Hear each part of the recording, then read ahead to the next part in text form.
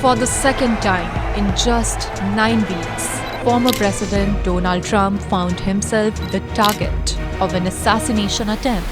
This time, a fervent supporter of Ukraine came alarmingly close, getting within 500 yards of Trump while he was playing golf in West Palm Beach. Fortunately, Secret Service agents intervened before any harm could be done. This follows the shocking incident in July, when Trump was shot in the ear during an attack in Pennsylvania that left one of its supporters dead and others wounded. Such violence against a presidential candidate and a former president should send a chilling message to all Americans, regardless of political affiliation.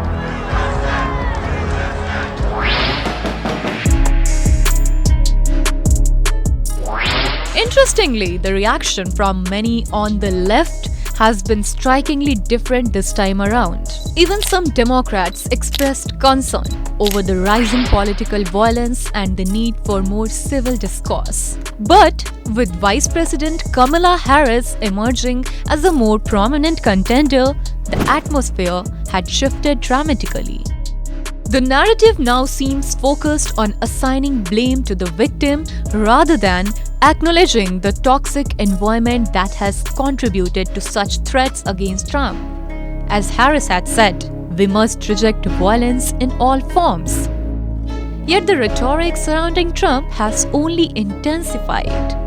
There is no place for political violence in our country. I am in this election and in this race for many reasons, including to fight for our democracy.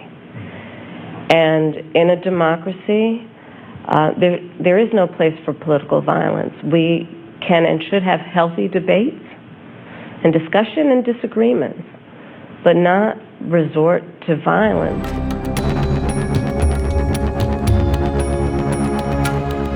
Trump's penchant of provocative speech has undeniably disrupted the American political landscape. Since his entry into politics, he has challenged norms and embraced hyperbolic statements. Many admire him for that boldness, while others react with outrage, anticipating each incident will finally be his downfall. These encounters with death have not broken my will. They have really given me a much bigger and stronger mission. Yet, far from penalizing him, his supporters have rallied around him, often viewing such attacks as evidence of a corrupt establishment out to silence dissent. In fact, President Biden himself remarked, "When we allow rhetoric to divide us, we sow the seeds of violence."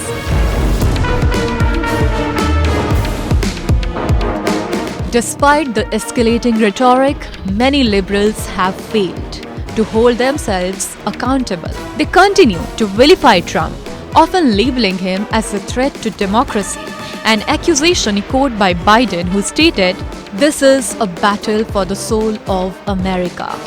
But if we are truly concerned about the safety of our democracy, shouldn't the focus also be on the language used by those in power?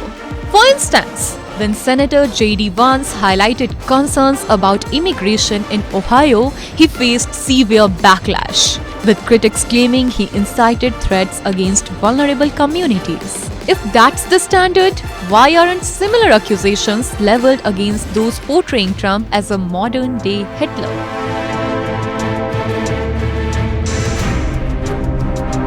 American society is paying a high price for this kind of divisive rhetoric. While Trump's speeches may be exaggerated, the language from the left often goes even further, normalizing comparisons to Nazis and undermining the principles of democracy. Biden and Harris both advocate for unity, yet their words often paint an extreme picture of their opponents. American people are watching. And to say that from an administration who has consistently condemned political violence, from an administration where the president called the former president and was thankful, grateful that he was okay. Ultimately, Blaming Trump for the violent actions of others is not just misguided, it's dangerous. It's crucial to recognize the role that incendiary languages play in perpetuating this cycle of violence. When political discourse deteriorates, democracy itself is at stake.